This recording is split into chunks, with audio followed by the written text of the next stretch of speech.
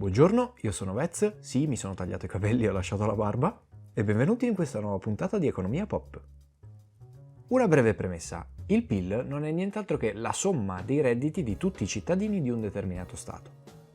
Il PIL pro capite invece è una cosa completamente diversa rispetto al PIL, è quanto i cittadini hanno percepito in media in un determinato Stato. Significa quindi quanto hanno guadagnato a testa in media. Seconda premessa indispensabile è il fatto che questi calcoli sono fatti senza contare le imposte dello Stato, quindi senza pagare le tasse. È chiaro quindi che il reddito pro capite, che diremo in questo video, è molto maggiore rispetto a quello reale, perché non si conta che parte di quei soldi andrà in tasse.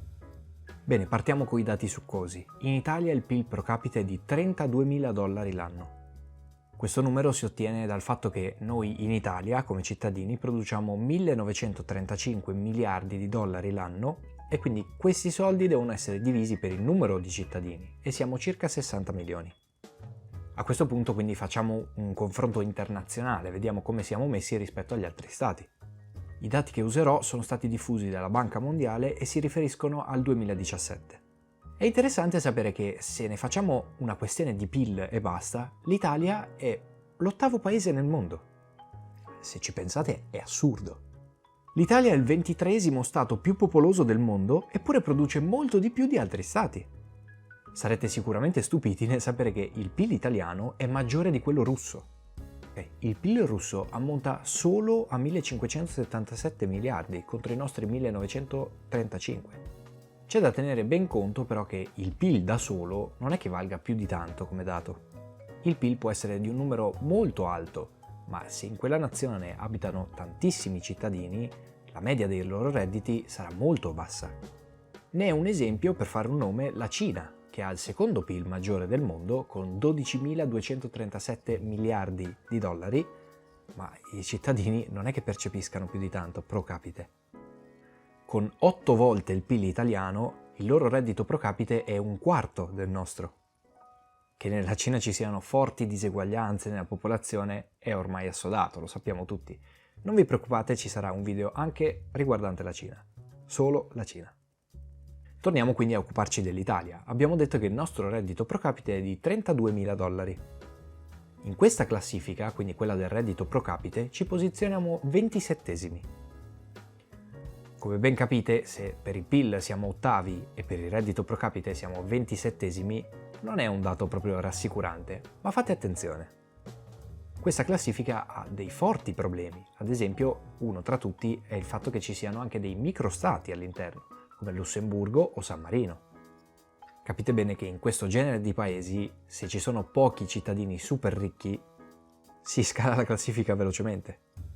Rapportando però il nostro Stato a paesi molto simili al nostro come Regno Unito o Francia, ci accorgiamo che il dato non è comunque rassicurante perché lì hanno un reddito pro capite di $40.000. Purtroppo nella classifica siamo molto sotto i leader d'Europa. Questo dato però potrebbe essere influenzato dal fatto che c'è un grosso squilibrio in Italia.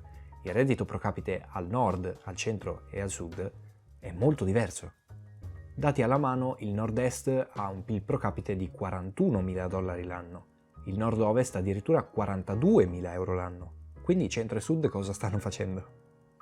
Il centro purtroppo si attesta attorno a 36.000 euro l'anno, mentre il sud si conferma l'ultima ruota del carro con $22.000 l'anno. Sono dati pazzeschi, il reddito al sud è la metà di quello del nord. E come sempre l'Italia si ritrova a fare i conti con il divario nord-sud. Per certi versi, a mio parere, sembra un po' come la divisione tra Germania dell'Est e Germania dell'Ovest. Con la differenza però che dall'89 in poi, quando si sono riuniti, il popolo tedesco ha riequilibrato la differenza est-ovest. Giunti a questo punto, grazie ai dati dell'Istat, sono in grado di dirvi qual è la regione che guadagna di più, mediamente. I dati ai quali mi riferirò sono quelli dell'anno 2017, questo perché preferisco una fonte sicura piuttosto che prenderne una un po' in dubbio. E questo ci tengo a farvelo sapere perché qualcuno mi ha chiesto se effettivamente io verifico le fonti. Sono dati Istat e sono leggermente vecchi, quindi quasi sicuramente sono corretti.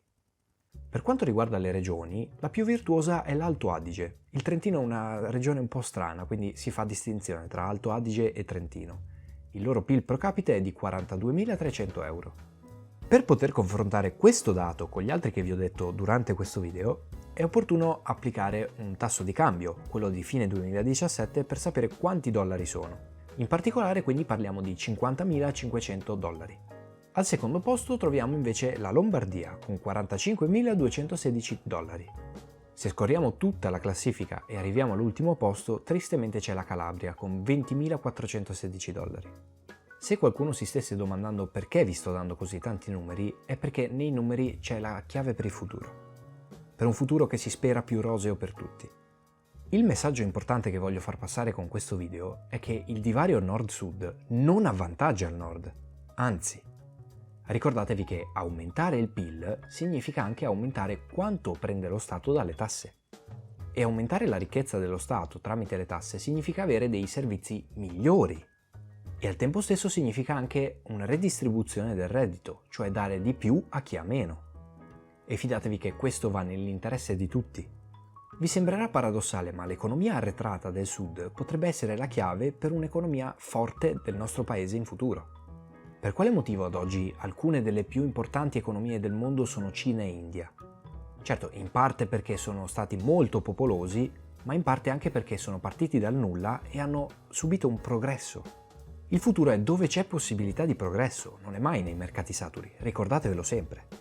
Per questo migliorare un'economia arretrata come quella del Sud potrebbe essere un grosso acceleratore per la nostra economia nazionale.